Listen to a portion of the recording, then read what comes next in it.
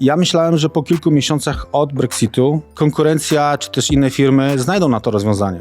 Czyli, że znajdą rozwiązanie dla branży e-commerce, gdzie wielki poziom sprzedaży będzie dalej jakoś zagospodarowany. Co się okazuje, mija 3 rok, nic się nie zmieniło. Kiedy my prowadzimy rozmowy z firmami, to każdy przedsiębiorca w Polsce chce wyjść za granicę. Ktoś, kto myśli o rozwoju naturalnie, chce być w jakimś kraju w swoim produkcie. W mojej ocenie jest po prostu rynek ogromny do zagospodarowania, czyli czekają tam po prostu funty do wydania i trzeba się tylko za nie złapać.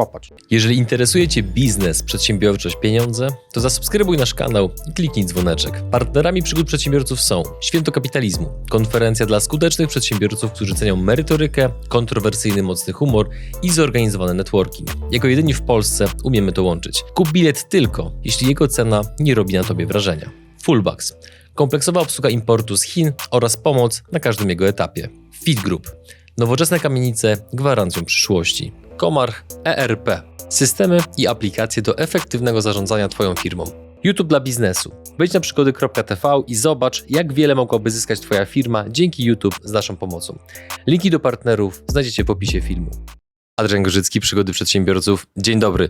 W dzisiejszym odcinku dowiecie się, czy sprzedaż produktów, towarów do Wielkiej Brytanii jest trudna, czy też łatwa.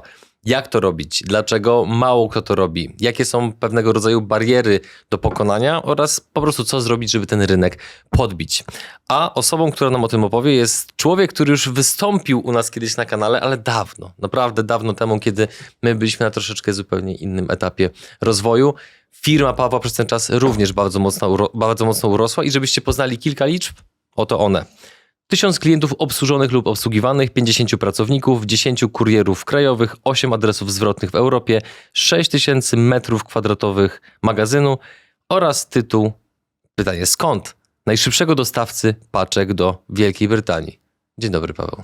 Dzień dobry, cześć. Skąd ten tytuł na końcu? Tak, no do tej pory nadal 3 rok w mojej ocenie jesteśmy najszybszą firmą, która dostarcza paczki do Anglii drogą lądową, tutaj podkreślę. W 2 dni prosto z Wrocławia do klienta w Anglii paczki są w stanie być doręczone po odprawach, po wszystkich procedurach związanych z odprawą. Także wydaje mi się, że nie ma innej firmy, mogę się na to nawet założyć. Od razu przechodząc do konkretów, które poruszyłem w samym wstępie. Jakie ludzie mają obecnie obawy, jeżeli chodzi o sprzedaż na wyspy, w związku z tym, że był Brexit i tak dalej? Chwilkę o tym rozmawialiśmy jeszcze przed nagraniem. Firmy się boją wejść na ten rynek, obawiają się w ogóle, odpuścili zaraz przed Brexitem, jak się tylko on miał wydarzyć, to zakręcili sprzedaż i nie odkręcili po prostu jej. I to nie tylko się dzieje w Polsce. A to jest duża skala jakby firm, które faktycznie przestały? W mojej ocenie bardzo duża skala, dlatego że Stwarza duże możliwości jednocześnie. Tak, ogromne możliwości. To nie tylko w Polsce, uwaga, bo rynek brytyjski to jest nie tylko otwarty na klientów z Polski, czy też sklepy internetowe, ale też z Francji, z Niemiec. I oni również nie sprzedają.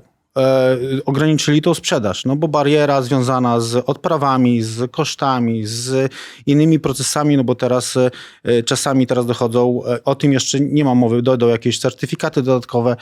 Czyli sprawy formalne. Formalne, gdzie oni się po prostu przerażyli tych wszystkich nowych problemów, potencjalnych problemów. Stąd też tej sprzedaży nie ma, nie generują tam sprzedaży, poszli w inne rynki i jakby nie myślą generalnie o powrocie. Nie widzę coś takiego, żeby nagle tendencja się zmieniała, że nagle Anglia się robi bardzo konkurencyjna. Nawet słyszałem kiedyś o takim programie nowym, że zachęty rządowej, gdzie to rząd chce dofinansować taką sprzedaż do Anglii, żeby firmy mogły wrócić. Czyli jakby są różnego rodzaju formy zachęty, ale nie widzę tendencji takiej, że się firmy na to po prostu rzucają. No i teraz idąc dalej, powiedziałeś mi przed nagraniem, że w tym odcinku postarasz się udowodnić, że wbrew pozorom sprzedaż do Wielkiej Brytanii jest łatwa. Dokładnie tak. Rozwiń proszę. Nie wchodząc w szczegóły, mówiąc tak ogólnikowo, co jest najbardziej istotne tutaj w tym rozwiązaniu, że generalnie możemy bardzo szybko zacząć tą sprzedaż zaczynać, możemy się bardzo szybko do tego przygotować. Ile to jest szybko? Szybko to jest, jeżeli w systemie już mamy do produktów HS kody, to jest kwestia 1-2 dni i możemy zgenerować wysyłki. Że generalnie wtedy przez system te informacje przekazujemy do nas, my przekazujemy dalej do agencji w Polsce, później agencji w Anglii. Towar, zanim jeszcze trafia do Anglii, już jest odprawiony. Wszelkie ewentualne opłaty też są opłacone, bo wysyłamy metodą DDP. Tego jest rzadko stosowane, czy też może nawet jesteśmy prawdopodobnie jedyną firmą, która to stosuje w wysyłkach takich e-commerce'owych.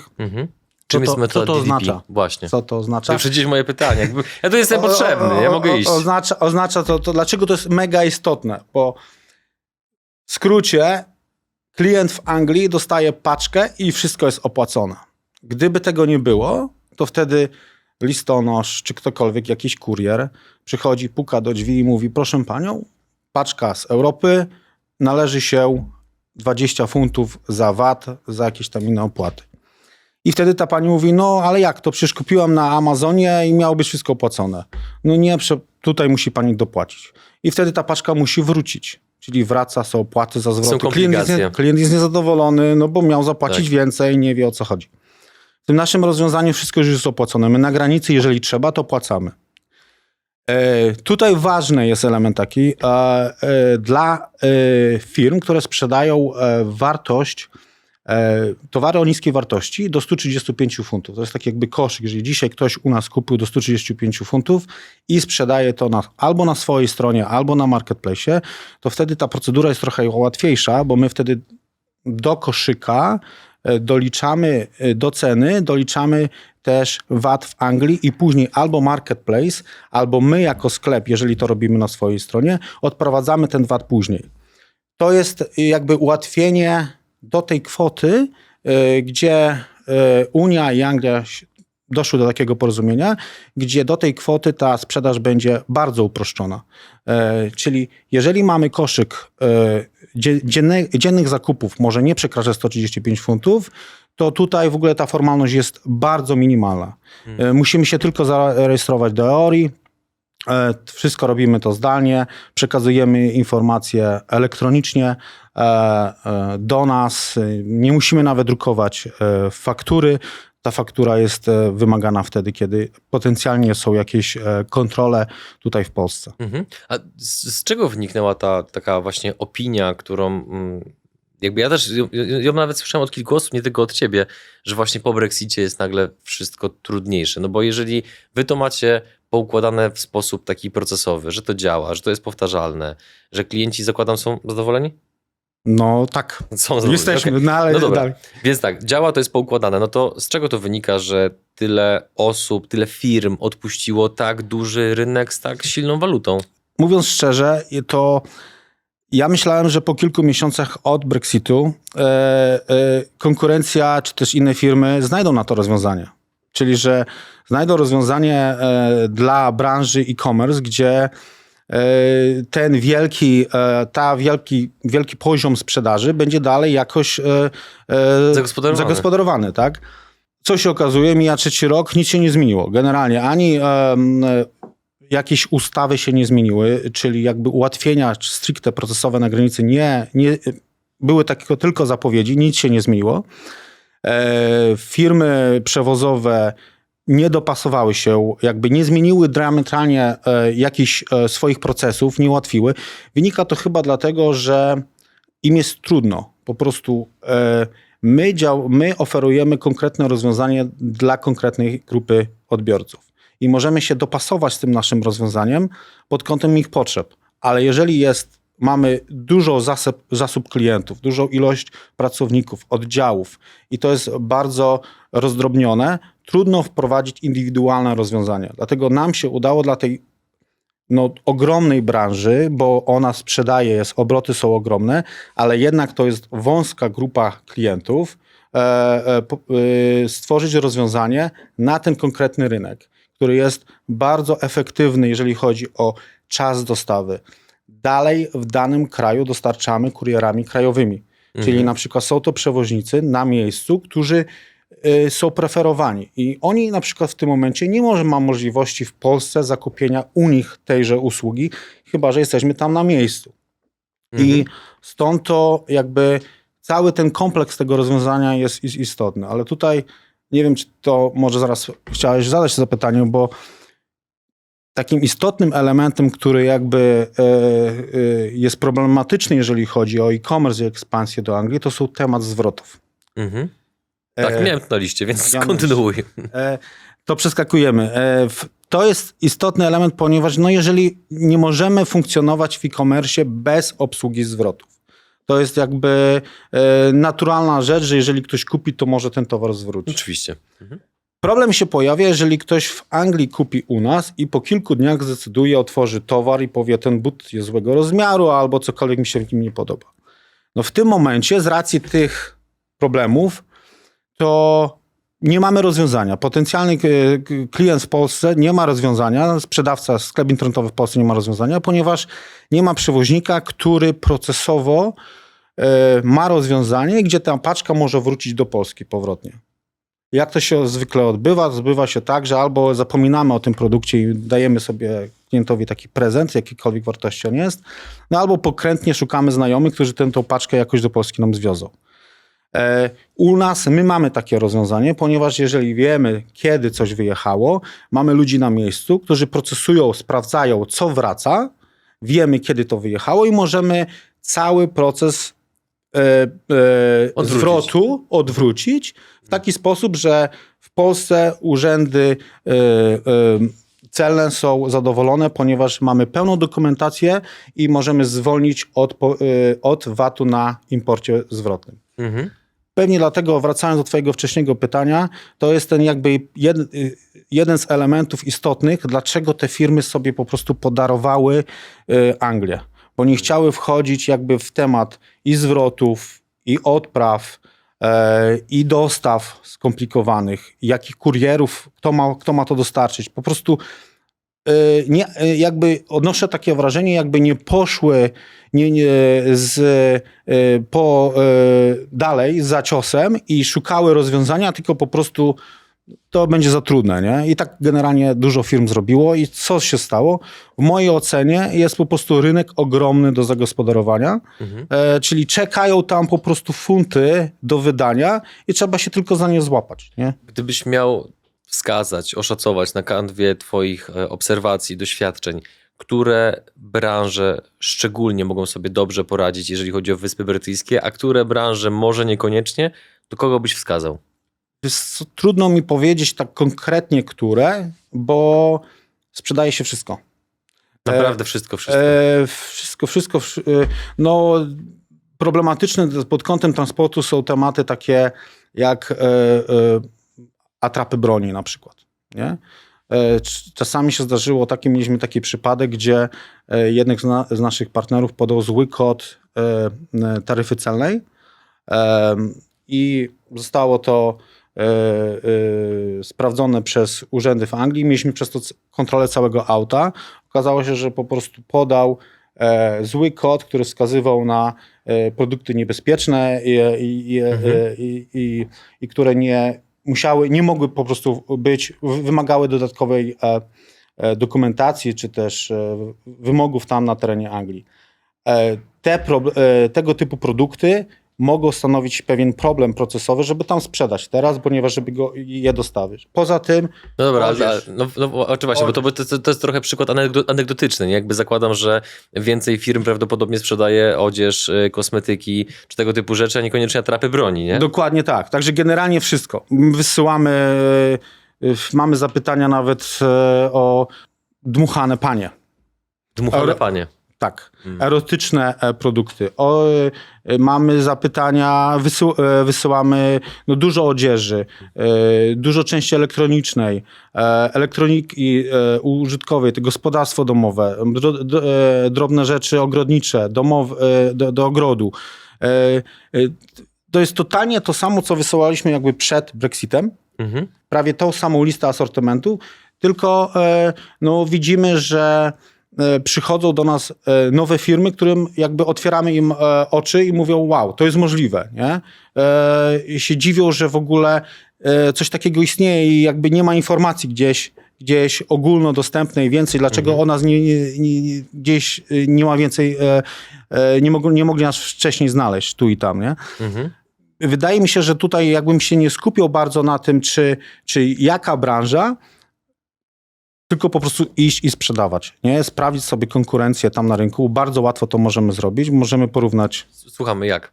My nie prowadzimy sprzedaży, my jakby prowadzimy tylko logistykę, ale Ale coś możesz podpowiedzieć na pewno. Mogę podpowiedzieć, ponieważ no tutaj z racji tego, że ta wiedza, chcemy szerzyć też tą wiedzę, jak wchodzić na rynki zagraniczne. Robimy też tą konferencję, o której kiedyś mieli okazję się spotkać. Jak się nazywa ta konferencja? Ewolucja. Raz do roku, dalej ją prowadzimy. Link będzie w opisie tego filmu oczywiście. Podczas tej konferencji właśnie pokazujemy, jak można wejść, sprawdzić swój potencjał, porównać się. W mojej ocenie takim najprostszym rozwiązaniem to po prostu jest wejście na takim, w Anglii największym marketplace'em jest Amazon, nie? Czyli porównywanie, próby znalezienia swojej konkurencji tam na tym Amazonie. Jeżeli już prowadzimy sprzedaż na Amazonie w Europie, no to ta sprzedaż tam będzie dla nas bardzo naturalna, czy też będziemy wiedzieli, jak się poruszać i jak odnaleźć tam nasz produkt. Nie? Co jest takim w ogóle must have, jeżeli chodzi o sprzedaż zagraniczną? No bo zakładam, że firmy, które dochodzą do pewnego sufitu, jeżeli chodzi o polski rynek, no to naturalnie zaczynają spoglądać za granicę. I co w takim razie powinny takie firmy wiedzieć oraz jakie są najczęstsze pułapki, w które wpadają? Coś, co musisz mieć, jeżeli wchodzisz w ogóle, mówimy tutaj stricte o sprzedaży cross-border, czyli takiej sprzedaży, która wykracza poza granicę Polski. To jest coś, co jest związane stricte ze zwrotami. I my, jeżeli myślimy o ekspansji zagranicznej w e-commerce, to element zwrotów jest rzeczą naturalną. Problem się pojawia, kiedy my wysyłamy za granicę i towar ma być zwrócony. Jeżeli chodzi o Anglię i inne rynki, gdzie my funkcjonujemy, bardzo skutecznym elementem i dlaczego z nami firmy chcą współpracować i zostają dłużej, to jest ten element zwrotów. Posiadając punkty w Europie Zachodniej i osoby, które w danym kraju procesują te zwroty, jesteśmy w stanie bardzo szybko dać informację zwrotną naszym partnerom, że dany zwrot już tam jest. Ta paczka może sobie dzień, 2, 3 później wrócić tutaj do naszego partnera w Polsce, ale już do 24 godzin jest informacja zwrotna, hej, twój zwrot jest w naszym posiadaniu. Możesz dokonać zwrotu, możesz wysłać jeszcze raz paczkę. I to jest coś takiego, co w mojej ocenie jest bardzo kluczowe. Do tego dochodzi element, jak ta paczka zwracana jest na ten adres w danym kraju, czy też w jaki sposób.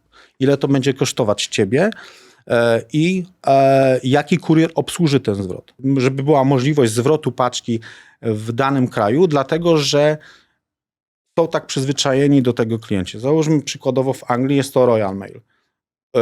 Od wieków Brytyjczycy są bardzo tradycyjni i lubią, jak jest Royal Mail używany, po staremu się nie zmieniają. I jeżeli my tego kuriera nie ma, tego przewoźnika nie mamy, który jest dostępny na każdej ulicy w Anglii, gdzie oni mogą po prostu paczkę tam oddać. Uwaga, w przeciwieństwie do Polski, tam w Europie Zachodniej nie funkcjonuje coś takiego jak odbiór zwrotów przez kuriera. Tam zwykle trzeba zanieść tą paczkę. Odbiór jest możliwy, on jest bardzo drogi, dlatego w ogóle nie stosowany. Dlatego też musimy mieć takiego kuriera, który jest na każdym rogu ulicy. I jeżeli takiego kuriera nie mamy, no to już mamy problem. Klient będzie niezadowolony, bo nie wie, jak ten zwrot ma wysłać.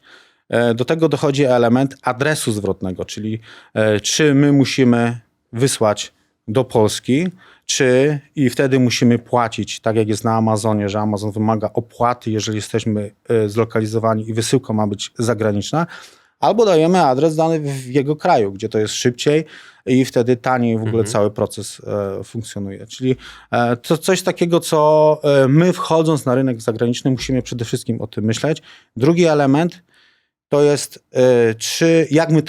kim my to doręczymy. Nie zawsze tu chodzi o to, czy najtaniej doręczymy, tylko i kim doręczymy. Ponieważ Europa jest fantastycznym krajem. Mam doświadczenie troszeczkę Pewnie ze chodziło ci Stanów. bardziej o kontynent. Kontynent, tak? Gdzie tam w innych krajach po prostu jest 1, 2, 3 kurierów. U nas w Polsce mamy 5, 6, ogromną ilość kurierów w porównaniu na taką małą populację. Teraz jak to podzielimy przez ilość krajów w Europie, to wychodzi ogromna jakaś ilość. Ale teraz w każdym kraju ktoś inny jest tym takim hero, miejscowym hero, który dostarcza paczki szybko. Tym głównym graczem. Głównym graczem tam. U nas na przykład InPost, prawda? Ale w każdym kraju jest ktoś inny. I istotne jest, kto dostarcza te paczki u tego twojego klienta zagranicznego. Czy to jest ten, który jest tam preferowany, który oni go lubią, czy ktoś taki, kto po prostu u nas w Polsce jest tani i on tanio dostarczy paczkę. Nie? I to wpływa na proces dostawy zadowolenia, rozwoju twojej sprzedaży. Istotny element, dlaczego w ogóle ta firma powstała i dalej jest rozwijana na inne kraje, że jest potrzeba na to, żeby na takie rozwiązanie, gdzie my unikalnie podchodzimy, jeszcze raz się powtórzę, do tego, że unikalnie podchodzimy do konkretnej grupy docelowej, która W tym przypadku wychodzi e-commerce'u, tak? e-commerce'u, która ma potrzebę rozwoju, bo tak jak żeśmy rozmawiali tutaj na początku, kiedy my prowadzimy rozmowy z firmami, to każdy przedsiębiorca w Polsce chce wyjść za granicę. To jakby ktoś, kto myśli o rozwoju naturalnie, chce być w jakimś kraju w swoim produkcie. Pewnie euro, funty, dolary kuszą, nie? Kuszą, bo to jest nowy rynek. Tu się możemy kisić w swoim stosie i tutaj nie do końca możemy już znaleźć miejsce, mamy jakiś sufit, musimy wyjść dalej, tak? I dlatego, ale wchodząc na zagranicę musimy wiedzieć, że to nie do końca jest tak, jak kolorystyka naszej strony jest inna w Niemczech niż w Polsce. Także tu musimy na wszystkie elementy zwrócić uwagę. Oczywiście do tego dochodzi tłumaczenie, jak prezentujemy, na jakim marketplace, w każdym kraju jest inny marketplace, inne formy sprzedaży funkcjonują. Ktoś inny jest liderem co do formy sprzedaży, źródła sprzedaży, a ktoś inny jest liderem co do samej dostawy. Hipotetycznie, po tym odcinku ktoś się z wami kontaktuje, żeby z wami nawiązać współpracę. Jak to krok po kroku mniej więcej wygląda? Jeden e-mail, jeden telefon, tłumaczymy jak funkcjonujemy, jak zacząć, analizujemy tutaj potrzeby, czy to faktycznie będzie Anglia, czy będzie jakiś inny kraj. Wy nie działacie tylko w Anglii. Tak. Jakby działacie w całej Europie, czy jakie są... Tak. Okay. Od 10 lat na początku były to Niemcy, później Anglia, doszły Francja, teraz mamy też Holandię, Austrię od niedawna, w Hiszpanię, Włochy. Działa to na takiej samej zasadzie, że mamy tam adresy do obsługi zwrotów, ludzi, którzy procesują te zwroty, paczki do nas te zwroty wracają do Polski, dostarczamy tam do tych krajów kurierami krajowymi. Wszystko jest zintegrowane, tutaj jesteśmy zintegrowani z Bestlinkerem, z iDusel, ale też innymi platformami, własne API, także tutaj kwestia zaczęcia to jest temat godziny czasu. Czyli dzisiaj spotykamy się dzisiaj, cena jest ok, wiemy jak działamy, jak towar trzeba do nas dostarczyć, czy też my możemy odebrać, bo rozwijamy się teraz o możliwość odbiorów w całej Polsce, to będzie taka nowość. Jak już to wiemy, konto jest zakładane. W waszym systemie. W naszym systemie. Do godziny generujemy w waszym systemie, bo jeżeli jesteśmy zintegrowani, załóżmy przez Bestlinkera, etykiety u nas i jutro już technicznie możemy te paczki wysyłać do Anglii czy gdziekolwiek indziej. To jest ten taki pierwszy etap, gdzie my zaczynamy. Kolejny etap to jest, każdy z naszych partnerów, to jest nowość od niedawna, otrzymuje u nas opiekuna. To jest osoba, główny kontakt, która jest od spraw od faktur, poprzez procesowanie odpraw, transportów, odbiorów, wszelkich niejasności. Taki centralny punkt kontaktu z nami. Ta osoba jest odpowiedzialna za sukces naszego partnera w naszej firmie, za rozwój, za eliminowanie wszelkich jakichś niejasności. Kolejny w tym całym procesie współpracy z nami, kolejną istotną dla mnie jest osoba, Znaczy każdy proces, każda osoba jest u mnie istotna, ale to jest taka puentująca cały proces, to jest osoba badająca satysfakcję naszego partnera. Dla mnie jest to istotne, ponieważ wiem wtedy od tej osoby, co mamy naprawić, bo działamy w logistyce, uwielbiam logistykę, bo tam jest zawsze jakieś pole do naprawy. Nigdy nie jest nudno, co? O tak. Dlatego robię to 10 lat i będę pewnie jeszcze długo robił. Tutaj wiem wtedy, co mamy wewnętrznie poprawić, gdzie mamy iść dalej i przede wszystkim na jakie kolejne rynki mamy uruchamiać nasze rozwiązanie. Stąd też właśnie wiem, że kolejnym naszym rynkiem będzie Ukraina i wkrótce kolejne kraje tutaj bliżej nas. Także tak to wygląda i no, mam nadzieję, że będziemy mieli więcej tutaj chętnych, czy też zainteresowanych tą Anglią i wysyłkami. I tu stawiamy kropkę, drodzy widzowie, słuchacze. Jeżeli zdecydujecie się na współpracę z firmą Pawła i zaczniecie działać, to dajcie znać w komentarzu pod tym filmem po jakimś czasie, jak wam się współpracuje. A jeżeli wśród was są osoby, które chciałyby opowiedzieć historię swojego biznesu na łamach naszego programu, to piszcie na kontakt@przygody.tv.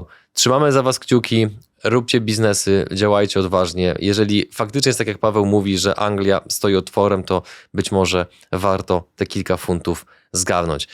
Paweł, dziękuję za spotkanie po latach. Dziękuję za to, że naszym widzom i słuchaczom pokazałeś ścieżkę, która być może spowoduje, że wiele polskich firm jeszcze bardziej wzmocni swoją dochodowość.